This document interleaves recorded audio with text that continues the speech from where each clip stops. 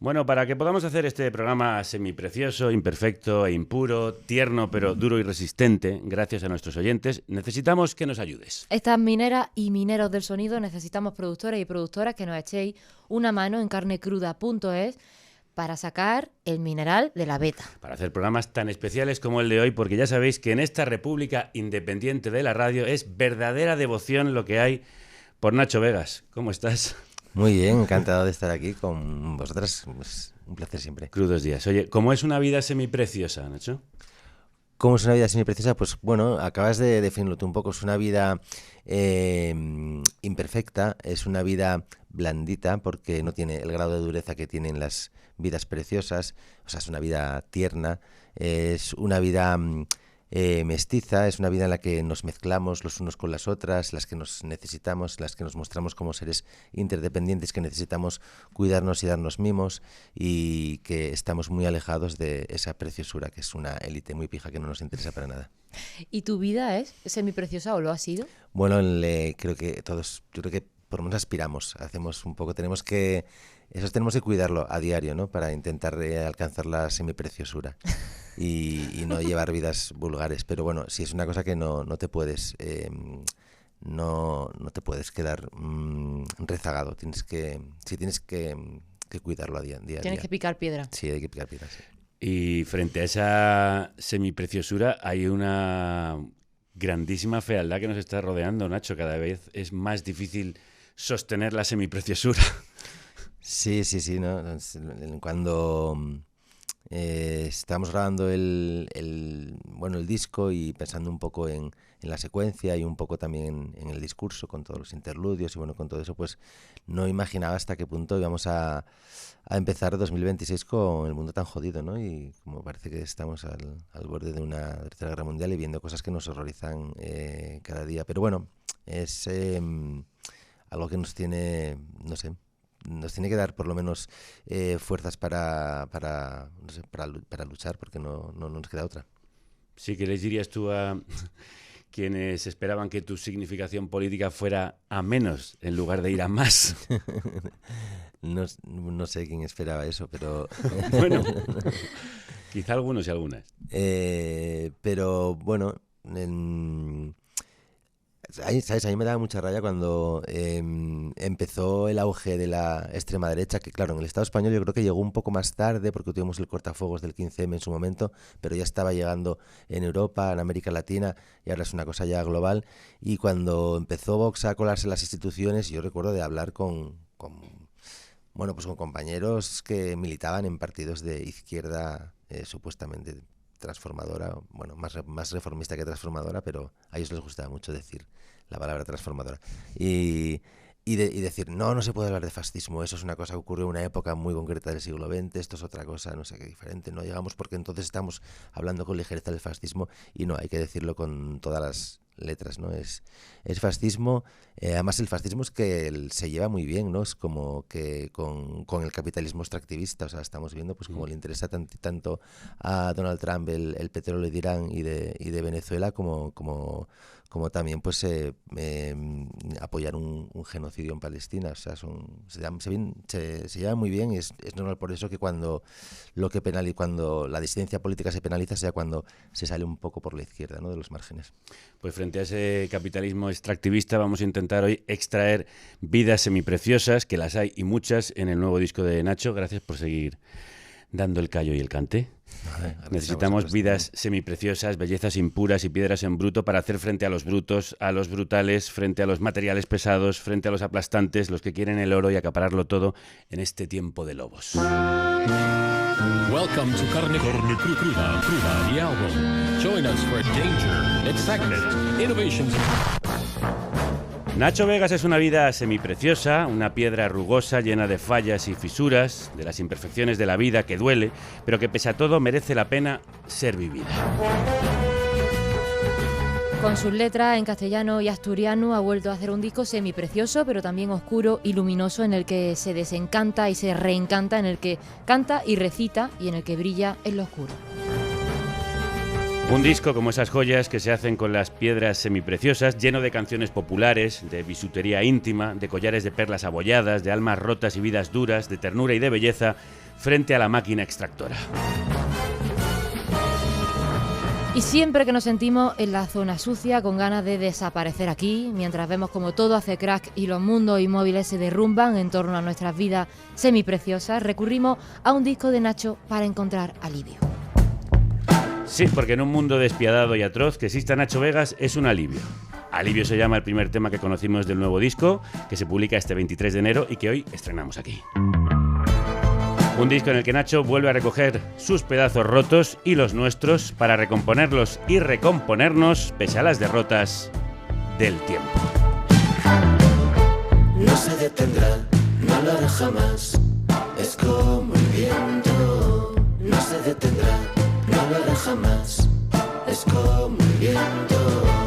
No se detendrá, no lo hará jamás, cualquier placer sea un alivio. No se detendrá, no lo hará jamás, cualquier placer sea un alivio. Con lo poco que somos, lo mucho que odiamos, conseguí asumir la derrota al fin contra el tiempo. Lo que ni Sísifo ni Cristo en la cruz consiguieron. Lo ridículo, lo soberbio, lo que arde dentro. Jamás saber cuándo conviene quitarse de medio. Osar y amar esto siquiera nuestro. Quizás cualquier placer sea un alivio. Nuestro. Quizás cualquier placer sea un alivio. No se detendrá, no lo hará jamás, es como el viento. No se detendrá, no lo hará jamás.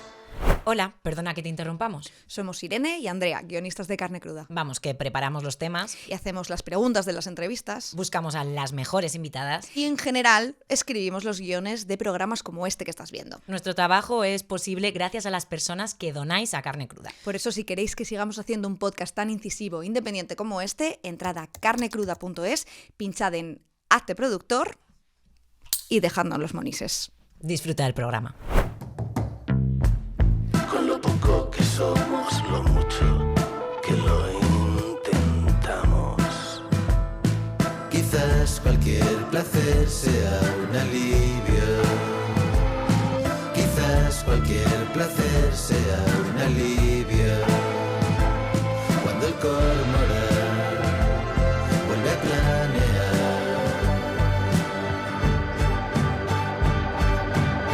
Puede que eso sea en este mundo lo único que envidia. No se detendrá. Quizá cualquier placer sea un alivio, un mantra del novelista Beat William Burroughs, con el que Nacho Vegas, a lo Scott Walker, abre el disco añadiendo un lema propio: con lo poco que somos, lo mucho que jodemos y también lo mucho que lo intentamos, Nacho. Sí, me faltó incluir en realidad el texto completo, acá diciendo con lo poco que somos, lo mucho que nos necesitamos, pero eso, no me rimaba bien. No entraba. Sí que nos necesitamos. ¿Dónde encuentras tu alivio, aparte en el placer?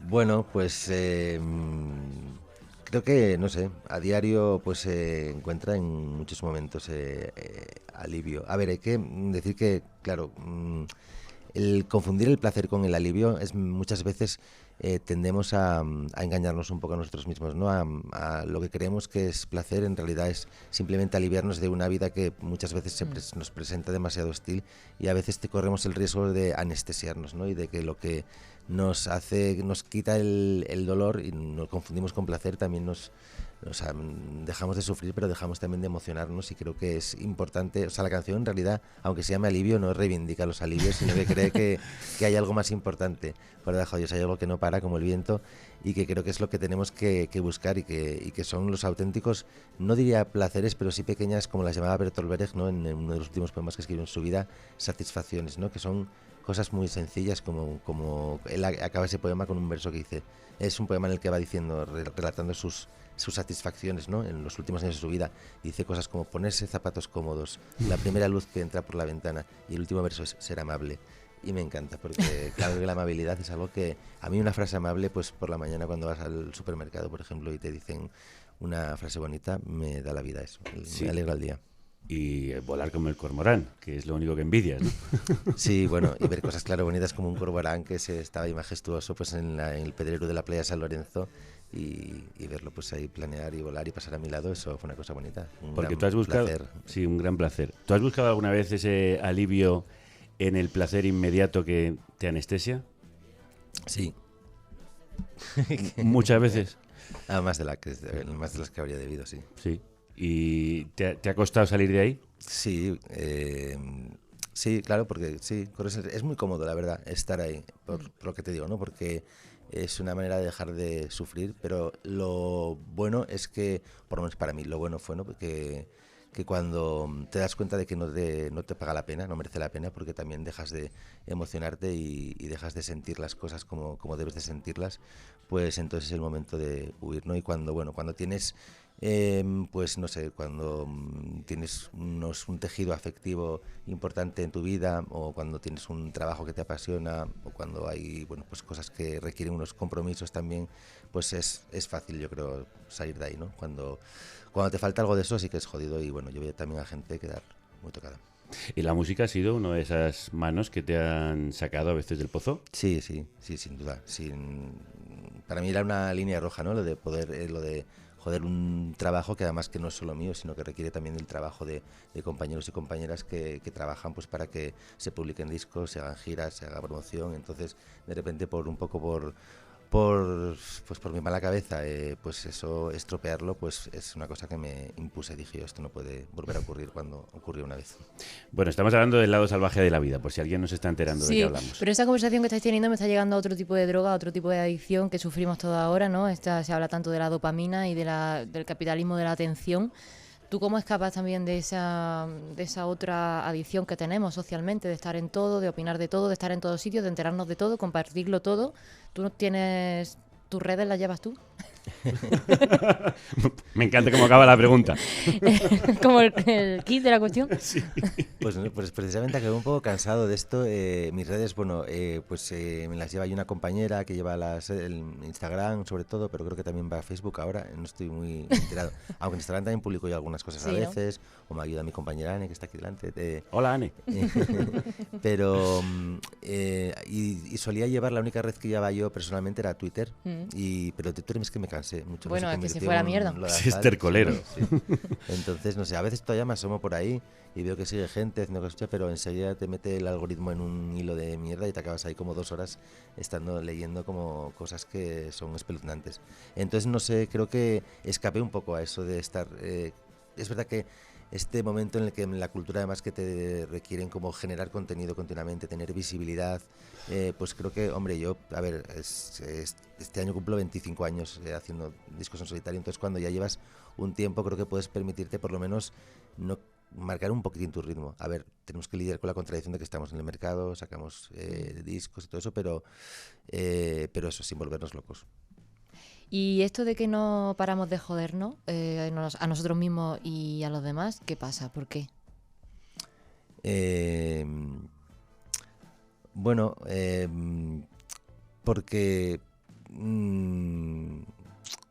Porque muchas veces la vida cuando se muestra hostil la tienes muy, muy cerca de casa a veces, o sea, simplemente, no sé...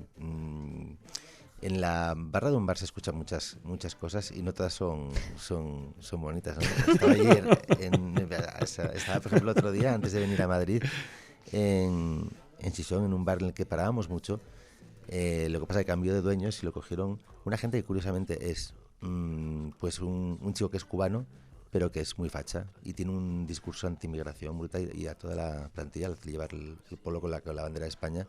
Es bastante, pero era un sitio que me gustaba mucho y volví a probar a ir, ¿no? Y había una fauna muy variada, y entre ellas había unas chicas que estaban hablando de que, bueno, que yo lo que saqué en conclusión es que tenían unos padres que tenían pisos, que eran como pues rentistas, y ellas decían que, bueno, que esperaban tener sus pisos. Hablaban de cómo sus padres les contaban lo que hacían los inquilinos, como agujerear paredes para poner televisiones y tal. Y decía, claro, mi padre les quitó la fianza porque, claro, destrozaron casi una pared por poner una tele, ¿no? Y vi que una chica pues de 19 años ya tenía muy claro en su vida que iba a ser rentista y que iba a ser pues nada que iba a pertenecer al sector. O sea, esas cosas que las tienes, que ves que, no sé, que no todo el mundo, piensas que todo el mundo tiene que estar concienciado con el problema de la vivienda, porque lo ves algo como tan acuciante, pero te encuentras con que gente muy parecida a ti no lo está, ¿no? Entonces, también a lo mejor es tu vecino de al lado es el que te puede joder, sí que te lo esperes. Bueno, y a veces también cuando no te dejan nada y hay que pelear por las migajas, pues el problema es que la gente compite más que coopera, cuando efectivamente falta también un buen discurso de concienciación y compromiso, y eso también es responsabilidad de las izquierdas. Bueno, tú has hablado mucho de todo esto en esos análisis, socioanálisis folks en Marca de la Casa, como hacías en Actores poco memorables, en Ciudad Vampira, en La comedia humana y ahora, por ejemplo, en Tiempo de lobos. Mi cuerpo temblaba, el tuyo era quietud. Se acercan manadas, hay pocas horas de luz. La calle es un río, reflejando una luna de sangre. Pregunta si estamos solos y no acierto a responder, pero son tiempos de lobos y no nos podemos ir. Son tiempos de lobos y no quisimos huir. Me fundo en tu abrazo, te hago una señal. Uno me mira a los ojos, no es un lobo real. Pensé en las estrellas y en los mares y luego en el mal terrenal. El odio disfrazado con la piel de un hermoso animal, porque son tiempos de lobos. No sé si te das cuenta de que te has convertido en el Chicho Sánchez Ferlosio del siglo XXI. ¿Qué más quisiera? Pero hay mucho de eso en el disco. Yo cuando estaba escuchando digo, bueno, esa reivindicación de la canción popular, la canción comprometida, la canción política, que al mismo tiempo es poética, eso era Sánchez Ferlosio. Sí. Y eso se había perdido en parte, o había en ciertos años, sobre todo en los 90, en los que tú creciste como músico, había un repelús hacia todo eso. Sí, creo que ese primer indie predominaba una actitud básicamente reaccionaria, yo creo, con respecto a esto. Pero lo que sí es cierto, y eso no puede escapar a nadie que se dedica a esto, es que creo que la música popular es permeable, aunque tú no lo quieras, a lo que ocurre en el mundo en el que vives, ¿no? A lo que ocurre cuando abres un poco las ventanas. Y yo lo que siempre digo es que el indie en realidad fue de alguna manera hijo del aznarato, ¿no? Entre el 94, entre el 98 y el 2004 fue cuando se fraguó la escena, digamos, y se consolidó.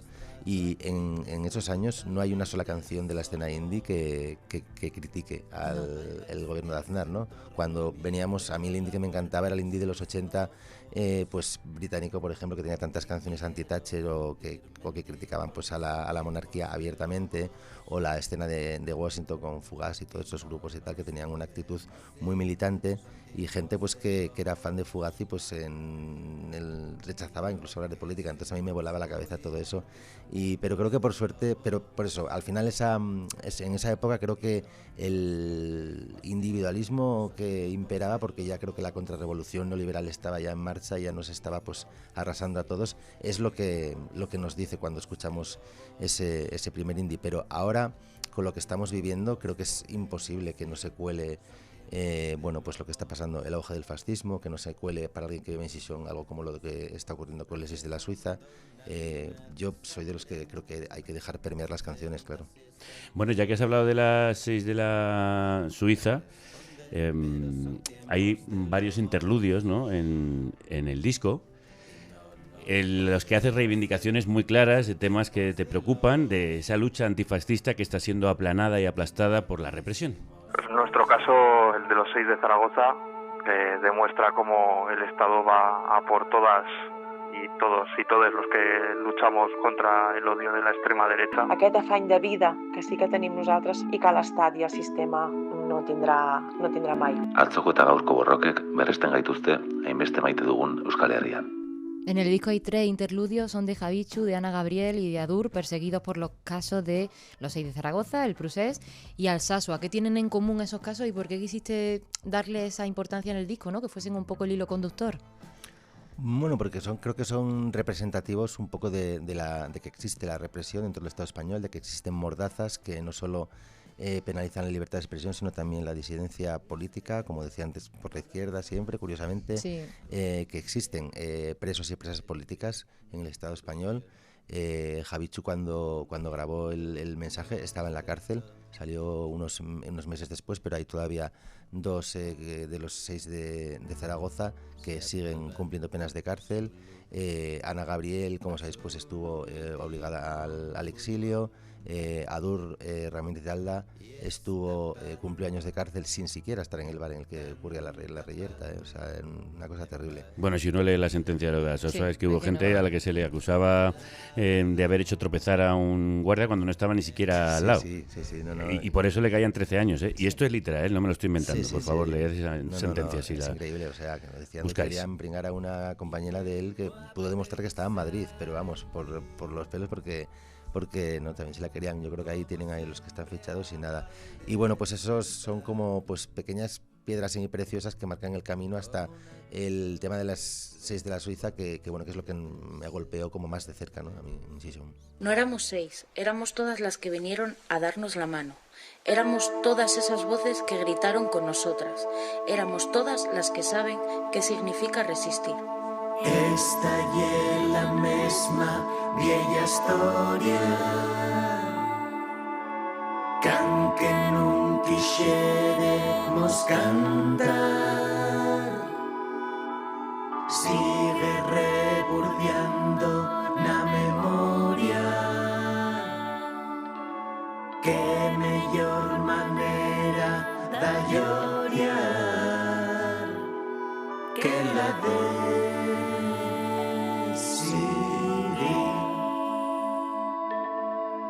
cantando lo que el otro no quiere sentir. Junto a Rodrigo Cuevas canta este 6 Pardales Nacho Vegas, recordando el caso de las 6 de la Suiza. Yo abrí puertas y ventanas, yo con milhares de cine, Del que aquí hemos hablado. señueces y hablanes. Ese caso de 6 sindicalistas de la CNT en Sison, condenadas a prisión por protestar por los derechos de una empleada de la pastelería La Suiza, un caso de ataque a la libertad sindical que ha llevado a movilizaciones masivas y actualmente tiene a esas 6 personas en la cárcel, ahora en régimen de tercer grado. Se ha solicitado una y otra vez el indulto de las manifestantes al gobierno, el que se dice más progresista de la historia, pero aún no ha llegado. Un día vamos a ser miles, que vengan pues a por nosotros. Dime, ¿dónde vas, morena, pa' allá con esa mariona? ¿Qué ha significado este caso para ti? ¿Por qué te ha golpeado con tanta fuerza? Aparte de la cercanía, claro, geográfica, que supongo que también es sentimental. Bueno, porque sí, claro, por la cercanía y porque fue un caso que se trasladó a las calles, ¿no? Con todas las movilizaciones que hubo, con el grupo de Sofitu que se creó, participé en varios actos, tocando, leyendo manifiestos y bueno, pues la verdad es que ver no sé, cómo se podía joder la vida pues a 6 personas así como sin comerlo ni beberlo por hacer sindicalismo, simplemente pues algo que cuando lo ves de cerca todavía te golpea, ¿no? Más fuerte y sigue estando muy presente, yo creo, en la ciudad, ¿no? Creo que hubo cosas, la verdad es que muy bonitas, manifestaciones de solidaridad muy bonitas. La pena es que que estén todavía con ese tercer grado, con pernocta y esperando el indulto, que bueno, que yo espero algún día cantar esta canción para celebrar que están fuera. A las puertas de Villabona, espero. ¿Las canciones sirven? ¿Estas canciones sirven o, como diría Woody Guthrie, matan fascistas? No sé, ojalá, pero no, me parece que sirven. A ver, lo que sirven son las luchas colectivas y las canciones lo que pueden hacer es servir de altavoz para esas luchas colectivas. Pero si no existe una lucha colectiva, una canción por sí misma tampoco va a servir para mucho, ¿eh? Entonces yo creo que como decía antes, la música popular es permeable a los procesos sociales a los que asiste cuando se crea, entonces cuando los recoge y también hay un compromiso pues en el autor, los autoras de la canción, pues o las intérpretes, pues la canción puede ser un arma bonita, ¿no? Pero creo que tiene que acompañar siempre a una lucha colectiva. ¿Y cómo ves la lucha colectiva de las izquierdas? Tanto en las bases como en las cúspides. Bueno, a ver. Bueno, a ver, se mesa los cabellos. No, estamos en un momento todavía de reconstrucción de espacios. Bueno, esto lo decía mucho con el anterior disco, porque es verdad que estábamos en ese momento post-pandemia en el que todavía estamos reconstruyendo muchos espacios, muchos imaginarios colectivos que habían sido tocados por esos años, ¿no? Pero creo que ahora todavía estamos viviendo con estupor, ¿no? A pesar de que era como una noticia como anunciada, ¿no? Pero este auge del fascismo o esta locura un poco todavía nos ha pillado, no sé, pues, por sorpresa. Creo que se están viendo cosas muy bonitas. Creo que hay gente autoorganizándose. Yo, por ejemplo, estuve en Madrid.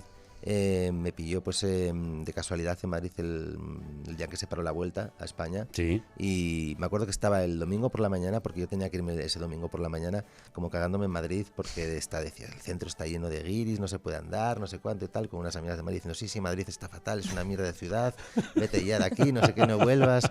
Y perdí el tren, efectivamente, porque la policía ya había hecho un tapón en Atocha para que no sé cuándo, entonces no pude llegar, y dije yo al final, bueno, pues me quedo, pues llamo a mi amiga Lucía, algunos compas anticapis y tal, y nos vamos ahí y la verdad es que fue precioso. Vamos a montarla. Fue emocionante aquello. No, fue muy emocionante, o sea, ver a todo Madrid, al Madrid antifascista, que también existe, pues estar ahí. No había ni un solo aficionado al ciclismo, yo no vi ninguno, vamos, desde luego, ahí pues entre Atocha y Callao. Entonces sí que existe, yo creo que la izquierda se está también organizando, y bueno, a ver, lo que sucede en las instituciones ya es otra cosa. A veces se hace lo que se puede, hay gente que lo está haciendo muy bien, hay gente que me cae bien, hay otra gente, yo distingo ya entre los partidos que están en el poder como estructuras de poder, y la gente que forma parte de ellos, que hay gente muy bonita y gente que está haciendo cosas chulas.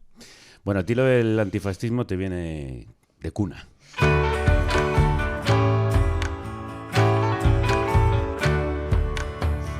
Sí, al fiu de la Cristina Vegas le viene la casta del galgo, de la galga. Si escucho un nombre precioso sobre la tierra, ese nombre sin dudarlo, Cristina Vegas, fue la que me dio la vida y luego me dejó vivirla.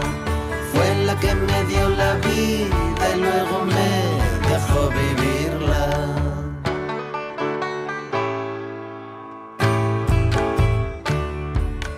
Y para darle sentido me dio herramientas.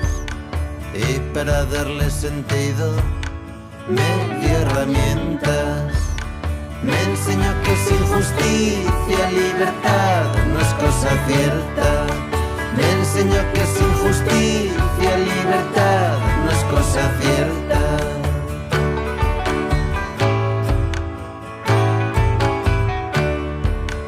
Por eso en esta familia somos de izquierdas. Por eso en esta familia somos de izquierdas. Rojos, progres, comunistas, que nos llamen como quieran. Rojo internacionalista, yo soy por dentro y por fuera. Bueno, yo ayer por primera vez en 15 años traje a mi madre aquí al programa, fíjate. ¿Así? Y tú, sí. Y tú después de 25 años le has hecho la primera canción a tu madre. Sí. Es tiempo de reivindicar a las madres, ¿no? Sí, la verdad es que sí. Es verdad que es un momento en el que creía que sí, me di cuenta que no sé, que bueno, ya son muchos, ya es casi toda una vida y bueno, pues vas siendo consciente con los años, ¿no? Digamos, del papel que tuvo una madre que siempre está ahí pues con los hijos vigilantes. Yo no tuve la suerte de ser padre, no conozco esa sensación, pero bueno, sí sé un poco, bueno, pues por amigos y amigas y claro, pues por lo que veo también en mi madre, que siempre está ahí pues sintiéndose orgullosa a veces, llevando algunos disgustos otras veces, pero bueno, pero de forma siempre muy, muy abnegada, y merece pues bueno toda mi admiración. ¿Le diste muchos disgustos? Bueno, alguno que otro. Todos los hijos damos disgustos, ¿no? Alguna vez. Algunos más que otros, ¿eh? También algunos damos más satisfacciones que otros. ¿Qué son las madres? Se tarda mucho, ¿no? Como en reivindicar a las madres, no sé si también porque, bueno, es algo como que está dado en la vida y asumes que siempre van a estar ahí, la familia en general. Y cuando te das cuenta de esa huella, en tu caso, una huella tan política. Bueno, yo lo que ocurrió es que cuando era más guaje, cuando era pequeñín, pues es verdad que tiendes a, no sé si eso nos pasa solamente pues a los chicos, a admirar más a tu figura paterna, ¿no? A la figura paterna, que parece que en realidad era la que menos estaba, ¿no? Con la que estaba en los momentos un poco eran más fáciles, ¿no? Pues el que me llevaba al fútbol, el que me tenía pues cuando podía, pero mi madre la que estaba siempre. Y eso te das cuenta pues cuando vas creciendo, pues siendo adulto y también tomando responsabilidades y adquiriendo compromisos, ¿no? Y te das cuenta de que era de que era mi madre la que estaba pues ahí pues dando el callo y vigilante, y a las duras y a las maduras, y vas tomando conciencia del papel de una madre y admirándola poco a poco. Yo hace mucho tiempo que tenía ganas de por lo menos de lanzarle un mensajito en una canción, y bueno, fue en este disco. ¿Qué te ha dicho? Pues es que cumplió 76 años hace 2 días, y bueno, se la mandé por temprano, así por mensaje, por Telegram, y me dijo: gracias, cariño, es preciosa, no te olvides que tenemos que comer el domingo. Sí, que tenemos que comer. Una madre es una madre. Yo soy por dentro y por fuera, cometí tantos errores, provoqué tantos disgustos, en un mundo en el que aplastan pecadores a los justos, mientras rompen las olas, susto tras susto. Bueno, quizás ha sido su pequeña bestia. Igual que la música ha sido la tuya. A eso le cantas en esta bellísima, nuestras canciones favoritas del disco, Mi Pequeña Bestia, donde expresas tu tormentosa relación con la canción. Dios los cría y ellos se juntan, porque este tema bebe de la chanson y del estilo de otro pedazo de anarquista como George Moustaki.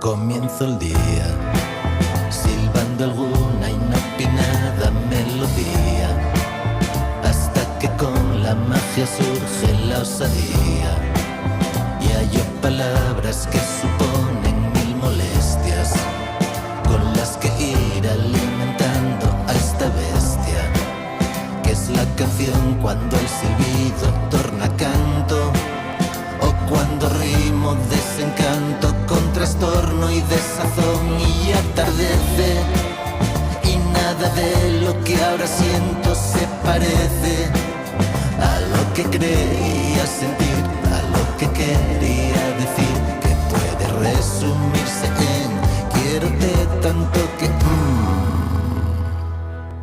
anochecido, y aún no sé si mi canción es jaula nido, si a esta bestia hecha de salvaje ternura puede matarla mi ridícula amargura, o es ella la que me hace vivo con su aullido. Tal vez la luz en esta madrugada oscura, quizás la cura contra la prudencia, materia de amor despunta el alba. Veo dorados alfileres en tu espalda. Me digo que hoy a lo mejor despierto de mi estupidez y me repito en nuestra lengua: quiérote tanto que llegó el mañana. Bueno, hace tiempo que te desembarazaste de la guitarra a veces en el escenario para empezar a bailotear como un buen crooner. Y yo ya te he visto maneras de Gainsbourg y de el antes citado Scott Walker, pero es que en este disco hay bastantes canciones que tienen ya ese aire. Aparte, digamos, de la vena más popular y de cierta canción de Nacho Vegas que sí habíamos escuchado, yo aquí te veo en ese Alivio o en este muy bailón. Sí, no sé cómo será la puesta en escena, ¿no? Todavía estamos ahora preparando la gira. Yo, bueno, soy ensayando los pasos. Sí. Pero sí que hace tiempo que esas maneras de Scott Walker y de Gainsbourg las vas cogiendo, ¿eh? Sí, la verdad es que para mí fue un alivio. Yo, claro, sí que le tengo mucho cariño a la guitarra y a veces la echo un poco de menos, porque también me gusta pues tocar la guitarra y la saco de vez en cuando en los conciertos, pero es un alivio para mí también, pues además que tengo guitarristas tan buenos como Joseba Irazoki, y ahora estrenamos a nueva miembro, a Miren Narvaisa del grupo Mais, una cantante guitarrista euskaldun maravillosa. Y claro, pues teniendo gente tan sabia, pues para qué voy a tocar yo la guitarra, ¿no? Y prefiero hacer un poco, pues, ponerme trajes bonitos y moverme torpemente y dejar que la gente se fije más en el traje y menos en mi escasa coordinación corporal, que es algo que tengo este año en la cuenta pendiente de corregir, ¿no? Ir a alguien que me dé algún consejo, alguna clase, alguien de los que sabe hacerlo bien. Bueno, nos gusta mucho Pero eso verte. también es marca de la casa, Sí. no acabes con ello, por No, favor. por favor, desde claro. desde es Michi solamente- Panero estamos viendo esas poses que nos llevan a hacer el viaje a través de ellas. Claro, era eso solamente para no desgraciarme en el escenario, ¿no? Porque siempre parece que estoy a punto de caer, así con algún paso a lo chiquito. Lo chiquito de la calzada, sí. ¿Y cómo es tu relación con esa bestia que es la canción? ¿Te da miedo que algún día se agote? Creo que no, pero bueno.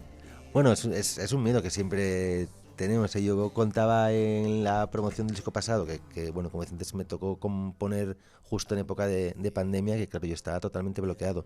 Pensaba cuando nos confinaron, dije yo, bueno, Se para acabó. mí ni tan mal. No, dije yo, para mí ni tan mal, porque otros compañeros lo pasaron muy mal porque acaban de sacar disco o estaban en plena gira cuando Y se fue. todo se vino abajo. Pero yo acababa de terminar gira, entonces me sentí afortunado y dije yo, bueno, pues aprovecho pues este tiempo. Yo compongo desde la intimidad de mi casa para escribir canciones, pero claro, de repente empezaron a ser todo noticias sobre monotemas, sobre la pandemia, no había otros estímulos y me bloqueé, no me salía ni una sola línea. Y bueno, me fui a no huí porque seguí en mi país, en Asturias, y me fui a un pueblo Ortigueira del occidente asturiano. Y este año lo hice lo mismo, pero con el Centro Oriente, porque me gustó aquella experiencia. Y bueno, pues de esa manera, pues no me acuerdo cuál era la pregunta que me hacías. Bueno, que si el miedo, ¿no? Al agotamiento de la inspiración. Eso, sí, que siempre existe, siempre hay un momento en el que te quedas en blanco y dices, tú tienes miedo que no surjan las canciones. Pero bueno, esto siempre cito a Fernando Alfaro, que decía que aunque no quieras, las canciones son como malas hierbas que crecen igualmente y van surgiendo. Hay que estar atento, prestar atención a la vida, dejarse maravillar o horrorizar y cantar esto que percibes para poder seguir haciendo canciones. ¿Y a ti qué te llega antes, la música o la letra? Depende, pues por ejemplo en Mi Pequeña Bestia, que en realidad no es que sea una canción que se haya escrito en 24 horas, tardé bastante más, pero bueno, esa fue una parte de la ficción que te permite ser la canción, pero sí que relata un poco cómo surgió la canción, silbando una melodía por la calle y luego pues ir encontrando palabras, ¿no?, que alimentarán a la bestia en que se está convirtiendo la canción. Otras veces es una frase a la que le vas dando vueltas, o una estrofa que tienes escrita y que, bueno, pues crees que hay algo de chispa ahí. Nunca escribo la letra entera primero y luego después la música, se van, digamos, retroalimentando, ¿no? Dejo que las letras sean las que guíen a la melodía, cuando otros compañeros, por ejemplo, de oficio, compañeras, pues prefieren preservar un poco la melodía, ¿no?, que mande la melodía por encima de la letra. Pero bueno, en mi caso prefiero que las melodías sean un poco más retorcidas y que sea la letra la que mande. Dicen en tu banda que trabaja muchísimo las letras. Bueno, corrijo mucho y soy muy de corregir y de tachar y de tener como... Le tengo pavor a las redundancias, ¿no? Entonces, si veo que repito buen y bueno en 2 versos seguidos, digo, no puede ser esto. Drama. Drama, sí. Entonces, a veces soy un poco paranoico con eso, porque tampoco es para tanto, pero porque luego lo veo en otras letras que me parecen maravillosas, digo, mira qué redundancia tan bonita aquí, ¿no? Bueno, pero eres no, lingüista, entonces. Bueno, sí, no, me hubiera gustado ser lingüista, pero no tanto. Sí que estoy lingüística, me encanta, pero no es. Eso sí, soy de los que cree que, no sé, conozco muchos compañeros que opinan que las letras, que no puedes permitir variar los acentos en las canciones, ¿no? Que es algo que es de malletrista, ¿no? Sí. Y yo estoy súper a favor de cambiar, de variar acentos que estoy a favor de romper el lenguaje y de malearlo, digamos, de utilizarlo a nuestro antojo, porque una de las pocas cosas que no nos pueden privatizar, nos pueden prohibir o intentar prohibir hablar ciertas lenguas o normalizarlas. Hablarlas no nos lo pueden prohibir, pero sí nos prohíben normalizarlas, y sigue habiendo lenguas hegemónicas y lenguas del imperio, ¿no? Pero al final las conseguimos hablar y no pueden privatizárnoslas, ¿no? Entonces aprovechémoslas y utilicémoslas a nuestro antojo y para expresar cosas bonitas y verdades incómodas también. Pues vamos a hacerlo. Vamos a hablar de la lengua, de la lingua, con la que te has deslenguado. Me cago en Dios, ¿cómo explicar que hoy al despertar sentí un vacío inmenso maxilofacial? Fue maldición o una señal. Mi lengua abandonó su cavidad bucal. No ha podido irse sin decir ni adiós. De los territorios y de tu lengua hablas en este increíble relato de cómo un día, sin más, literalmente se te va la lengua. Y para ello decides pedir ayuda. No sabía qué hacer, así que mandé una postal al verde.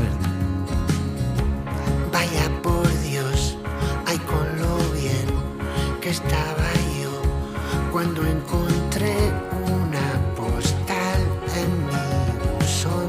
Nada menos que Albert Bla. Aunque en ella se ve un truño enorme de hormigón que elogia el mar. Y es que hay un tema y es capital. ¿Quién coño envía hoy en día una postal? Pues este Nacho me tengo que ir a Shishon. Que tiene una lengua muy fina también para llevarnos a esta apoteosis. Me dicen que estoy tarado, lo que estoy es atrapado aquí, en este reino de mierda en el que cortan lenguas y lo hacen por ley, pero yo sigo cantándole a lo silenciado. Aún hay más gritos que ahogados, por eso los deslenguados podemos cagarnos en Dios y en el rey, y en toda su ley, y en cada mafioso con toga de juez. Mi tara es así, a veces precisa un lenguaje soez. También puedo hablar en lenguas de las que solo comprenden las flores salvajes. Pues 31 veces creo que se cagan en Dios en la canción. En el rey una por lo menos. En los jueces otra. En la jueces otra. Y además has dicho en una entrevista estos días que no rechazas la idea en un futuro de abrazar la fe. ¿Qué fe? Después de esta canción, sería otra.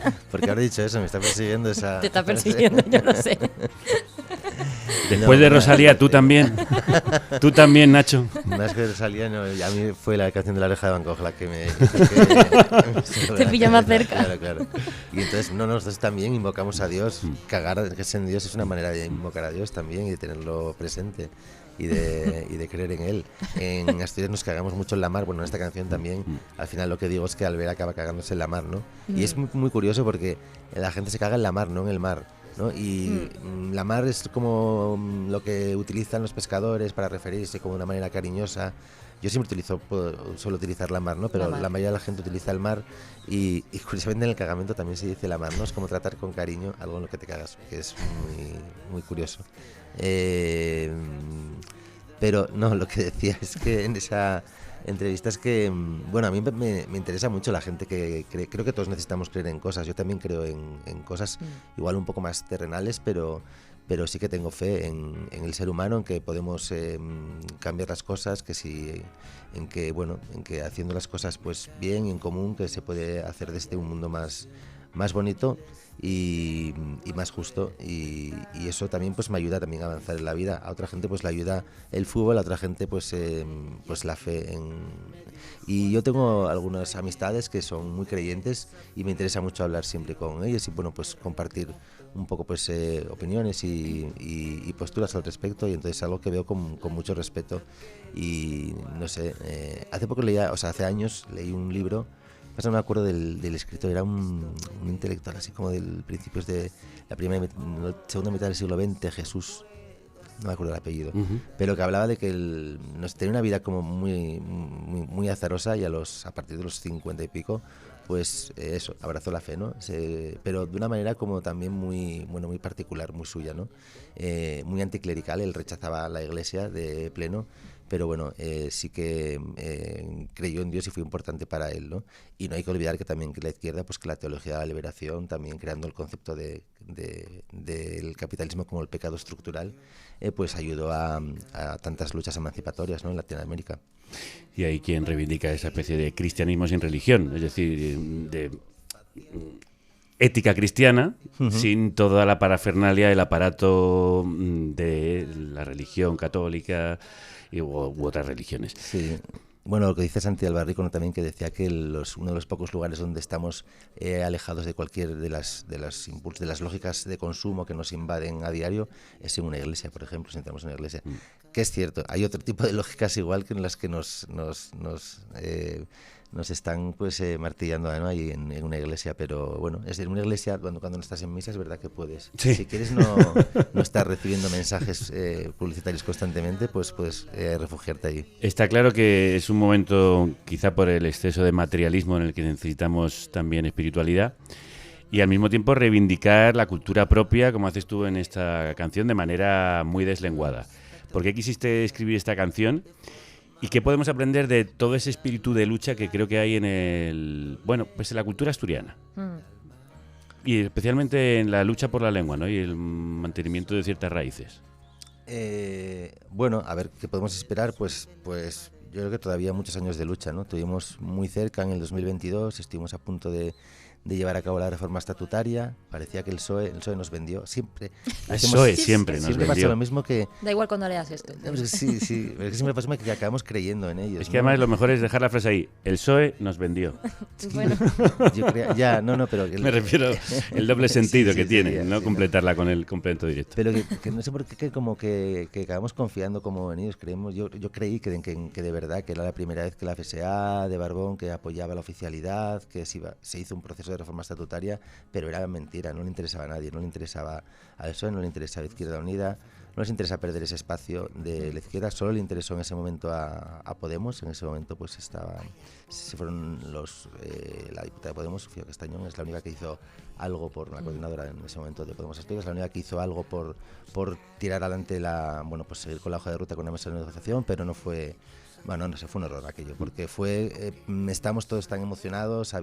Ese año habían salido miles y miles de personas, decenas de miles de personas a la calle el día del 17, es el día de la oficialidad, el día que se reivindica la oficialidad, y de repente fue un jarro de agua fría que era como retroceder 10 años otra vez, ¿no? Pero sigue estando muy viva la lengua, sobre todo en la música, en la cultura, y en el pueblo. Y esa lucha pues no puede... ¿Y qué significa? O sea, ¿por qué es tan importante? Es importante porque las lenguas no solamente son herramientas que sirvan para comunicarnos, que también creo que son elementos de cohesión social y que son muy importantes. Cuando existe una diglosia, por ejemplo, como la que existe en Asturias, ¿no? La que mucha gente percibe como una lengua culta el castellano, y hablar mal o hablar graciosamente pues es hablar en asturiano, pues al final las lenguas se convierten en elementos de distinción social, pero es todo lo contrario. Tenemos que tender a que las lenguas nos cohesionen socialmente y a que las diferentes lenguas también nos abran la puerta a otras realidades, a otras culturas, a otra forma de expresarnos. Y a crear también una identidad que necesitamos para también llevar a cabo ciertas luchas, ¿no? Y es algo que nos han robado, yo creo, a Asturias, ¿no? Que siempre fue pues una tierra tan luchadora, y que yo creo que el quitarnos ya en el 84 la oportunidad de tener una lengua propia, que ha tenido mucho que ver en el devenir de esto, ¿no? Pero bueno, está surgiendo un nuevo partido, AINA, en el que confío mucho, y en el 27 veremos a ver cómo suceden las cosas. Muy bien. Bueno, pues después de este anuncio tan esperanzador, vamos con el acabose, que es como acaba el disco. Con una hermosa reivindicación de la vida cantada en asturiano, una celebración de las vides semiprecioses por las que merece la pena seguir vivo a pesar de los pesares. La acabose. Estoy en final, si casi non hi un adiós. Jo en llamas y cante a un Dios que non fora excepcional, pero non hi un adiós. Queda tanto por decir. gente tantes coses, toes tan semiprecioses. ¿Quién va a pensar naso fin? Queda tanto por decir, tantes vides, tantes cosas siempre tan semiprecioses, que estamos vivos, que mientras estemos vivos, ¿quién va a pensar en el fin, no, Nacho? Sí, exactamente. Creo que sí, nunca tenemos que perder un poco la fe, nunca tenemos que llegar a desencantarnos del todo, ¿no? A veces es necesario desencantarse y, bueno, pues parar un poco, pero para volver a ilusionarse, a coger fuerzas y a, bueno, pues retomarla y a seguir dando la batalla, es importante. Bueno, a nosotros nos gustaría no pensar en el fin de esta entrevista, pero, en fin, ya que tú te has venido a nuestra tierra, nosotros hemos querido viajar a la tuya, donde, por cierto, te tienen por cantor del pueblo. Hombre, Nacho Vegas es un poco nuestro cantautor, él en la parte de cantautorismo y Rodrigo Cuevas en el lado así más folclórico son dos grandes embajadores de la cultura asturiana, porque además reivindican también la lengua, reivindican el asturiano, reivindican mucho lo social, son, aparte de músicos, están muy comprometidos con la tierra, ¿no? Momentos en los que una parte de la población era desahuciada, ¿no? Llevó su música a muchas familias, a los bancos, ¿no? Como forma de protesta, a los bancos que estaban ejecutando esos desahucios. Con lo cual, Nacho Vegas, desde luego, es uno de nuestros embajadores fuera de Asturias, fuera de España, diría yo, porque creo que lo está petando también en México. Y bueno, muy orgullosa en general de él. Embajador fuera de Asturias y fuera de España, Nacho. ¿Qué te parece esto que dice Luciano Osti de la campaña Yes Asturias, de la que vamos a hablar ahora? Pues que... Se ha puesto rojo, para quien no esté viendo el vídeo. Sí, que es muy amable, es precioso lo que dice, pero bueno, no me considero embajador de nada, tampoco me podría comparar con Rodri, que es un grande, pero bueno, uno hace lo que puede. Pues gracias por hacer lo que puedes y hacerlo disco a disco. De verdad que siempre es un placer tenerte aquí y un gusto escuchar las canciones que vas regalándonos. Muchas gracias a vosotros, para mí siempre es un placer estar aquí las tardes. Bueno, pues nos vamos a quedar en tu tierra, Nacho. Muchísimas gracias. Vale, ¿vais a estar a hablar de Yes Asturias entonces? Sí. Perfecto, pues nada, pues un besín a toda esa gente que ya es muy gente bono. Como tú. Sí, te dejamos marchar para que sigas haciendo de embajador por Asturias por ahí fuera, mientras nosotros te tomamos el relevo y nos quedamos aquí para conocer vidas semipreciosas que hay allí. Allí nos hemos ido gracias a la campaña Yes Asturias, que juega con el Yes asturiano y el Yes en inglés, una campaña de la Coordinadora Asturiana de ONGs de Asturias, CODOPA. Unas amigas que nos han invitado allí, bueno, concretamente han invitado a Irene Valiente, Crudos Días. Crudos Días, sí. Pues esta coordinadora, la CODOPA, junto a la Red Europea contra la Pobreza, han lanzado Yes Asturias como reacción a lo que ellas llaman un momento de multicrisis para reivindicar el territorio, la cultura y los derechos humanos desde lo que mejor conocen, la identidad asturiana. No fue muy difícil, porque Asturias tiene en su ADN pues cierto inconformismo, un pasado migratorio que nos impregna. Tenemos una tradición muy batalladora, ¿no?, de lucha sindical y obrera con astilleros, con la minería, con el feminismo. Resulta muy fácil, en cierta manera, vincular todo lo que nos une aquí en el territorio con todo lo que está pasando fuera de estas fronteras, ¿no? La lucha por el territorio y su cultura no solo une dentro de las fronteras, sino que las atraviesa. Por eso las primeras vidas semipreciosas de las que voy a hablaros vienen de Palestina. ¿Queréis poneros los cascos? Mira. Primero Samar. ¿Qué tal? Bien. ¿A que la escuchas por tus cascos? Venga, déjaselos a tu hermana. ¿Cómo se llama tu cole? Mi cole se llama Carne Cruda. Carne Cruda. ¿Cómo se llama tu cole, por favor? El cole de los mayores. Bueno, ¿quiénes son estas niñas no semipreciosas, preciosérrimas, que conociste en Oviedo y que tienen madera de periodistas? Pues son Samar y Lynn, dos hermanas preciosísimas que tienen 7 años, son de Palestina y no paran de jugar, aprender y charlar. ¿Qué os gusta de Oviedo? Colegio. ¿El colegio? ¿Qué asignatura es vuestra favorita? Matemáticas. Muy bien. ¿Así? ¿Y la tuya? Sociales. Sociales. ¿Y habéis visto las cosas que borda mamá? Sí. ¿Queréis bordar? Su madre es Eiman, que estaba allí a mi lado enseñándome sus diseños de tatriz, el bordado tradicional palestino. Que es una especie de punto de cruz, es muy común en vestidos, pero también se usa para adornar manteles, cojines y accesorios. Sí, una seña de identidad palestina para la que solo se necesitan tela, aguja e hilo de color, mucho color. La bandera de Palestina, el vestido típico de Palestina. No habla tan bien castellano como nuestras pequeñas periodistas, así que su amiga Mal nos ayudó a entendernos. Me contó que hace 1 año y medio llegaron de Gaza para que una de las niñas recibiera tratamiento médico. Dejó su familia, su marido, su país, todo. Su casa no, porque ya no tiene casa.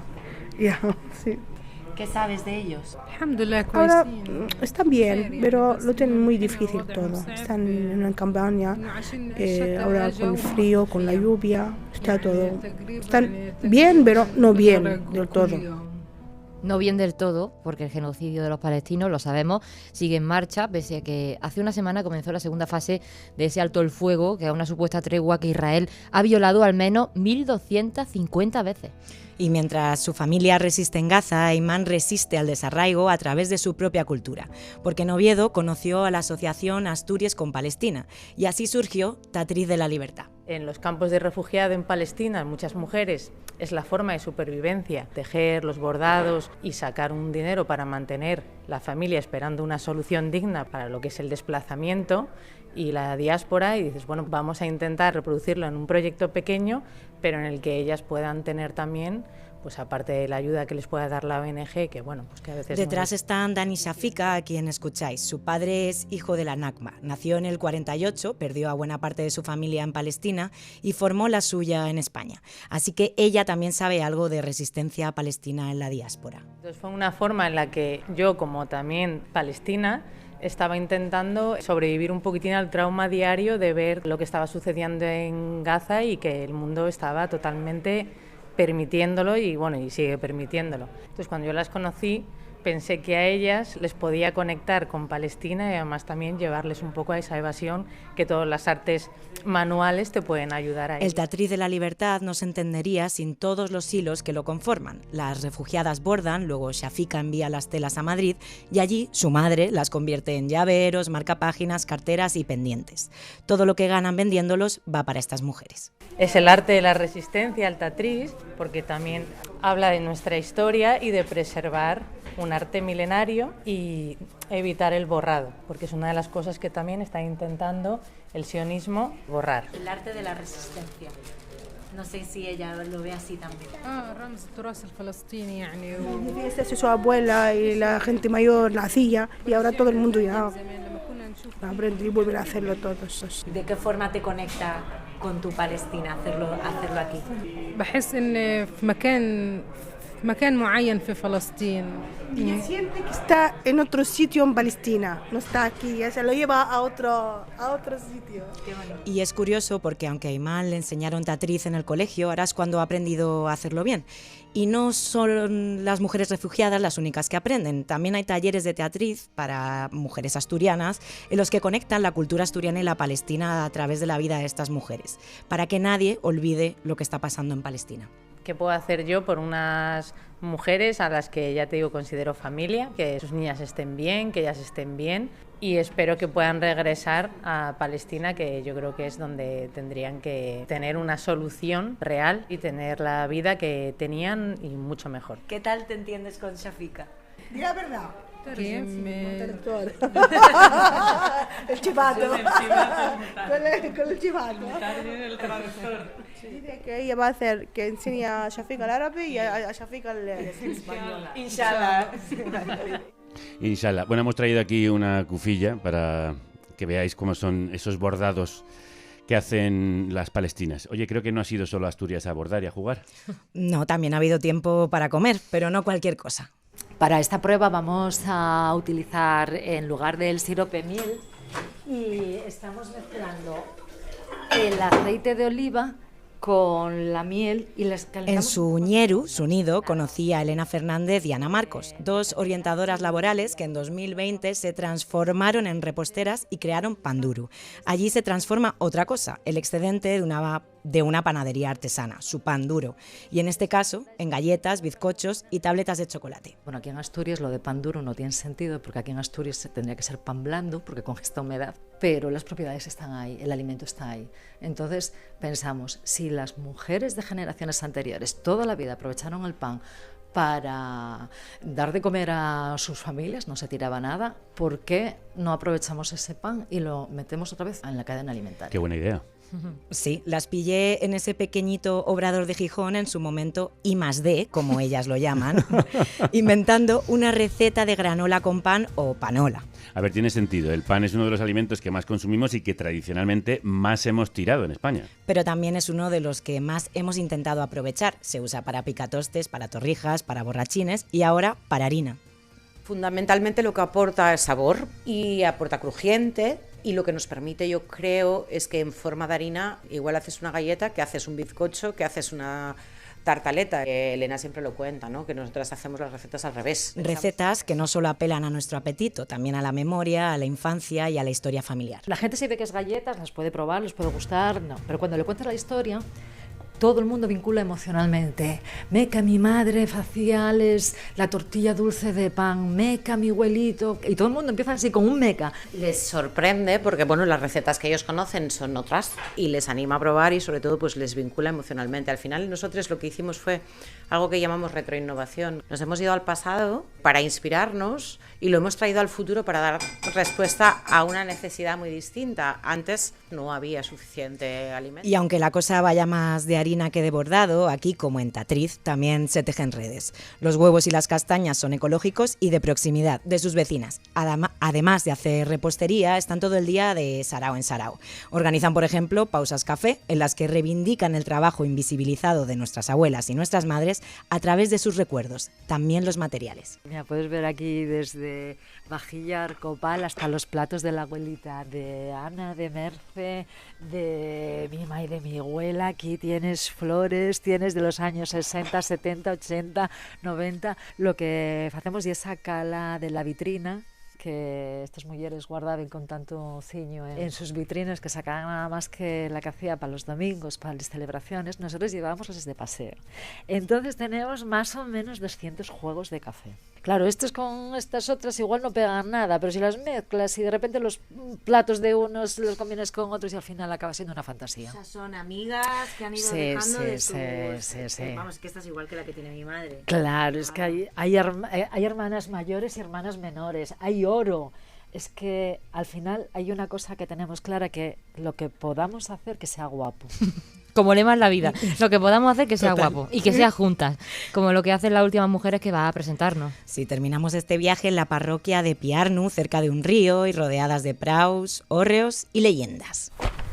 Aquí ya entro, ¿eh? ¿Esto qué es? ¿Vuestras instalaciones? ¿El cuartel? Sí, tal cual.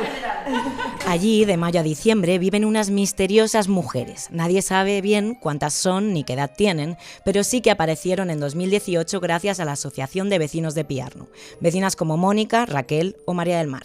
Después de una conversación de chigre, ¿no? Pensando, oye, ¿qué pasa aquí en la Navidad? Que siempre hay personajes masculinos, ¿no? Que representan pues la magia de la Navidad. Surgió esa necesidad de decir, pues tiene que haber un personaje femenino, ¿no? Porque al final, detrás de la Navidad de cada una de las familias, de cada una de las casas, siempre hay mujeres que son las encargadas de conservar esa tradición gastronómica, ¿no? Pero también al final, con el tiempo, con ese objetivo de poner en valor el papel de la mujer en nuestra comunidad, en nuestro territorio. Tenemos un test que lo puedes hacer y si cumples con bastantes de los puntos que allí se comentan, es que eres alguerina, que cuidas tu pueblo, que sientes amor por la naturaleza, que respetas a los mayores. Pues puedes ser salguerina perfectamente. Vamos, que yo soy salguerina, claramente. Seguro, está claro. Seguro. Pero vamos a ver, si tú eres un Grinch de la Navidad, ¿cómo eres alguerina? Qué rápido te ves. A ver, esta es a donde va, se convierte. La convencen, ¿eh? Bueno, es que Es no nuestra Celi. sabéis las que lían las salguerinas cada 24 de diciembre. Escogemos un sitio que sea muy guapo. Pues entonces al pie de un hórreo, al pie de una casa vieja, en un lavadero, se cuenta el cuento.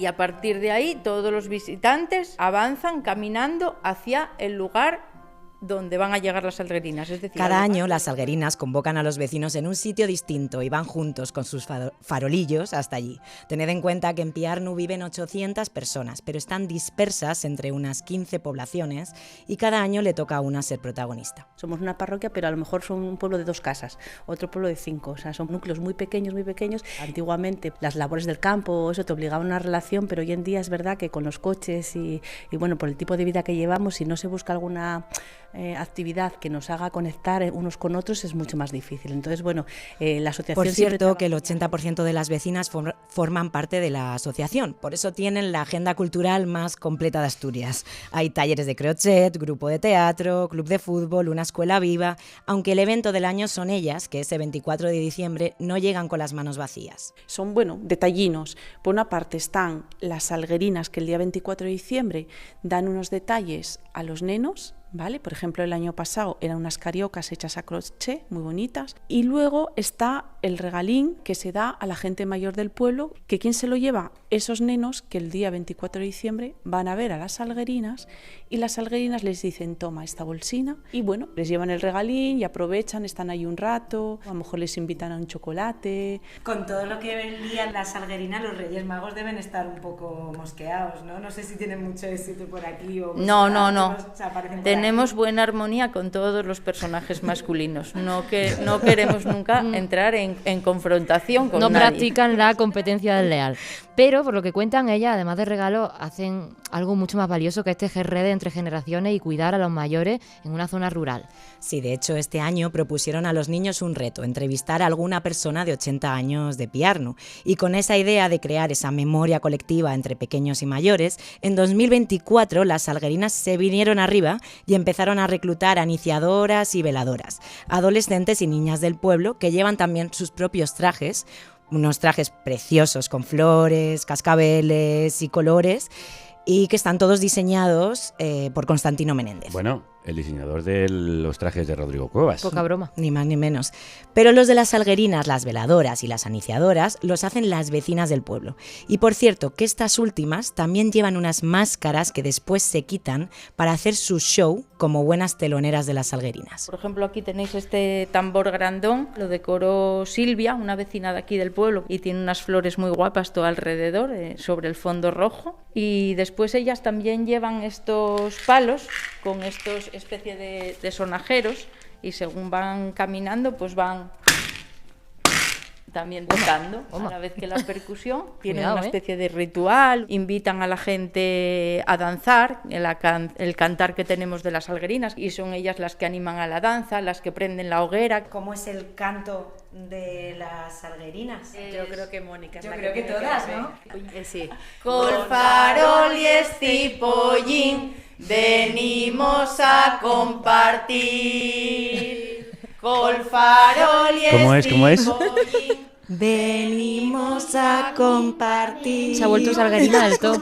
Del todo. Col farol y estipollín. Irene Valiente, muchísimas gracias. Gracias a vosotras, aunque también quiero dar las gracias a la coordinadora de ONGs de Asturias por presentarnos a gente tan maja y prestosa y sacar una campaña tan guapa que ha salido adelante con el apoyo de la Dirección General de la Agenda 2030. Podéis y debéis seguirla en su Instagram, @yaasturias.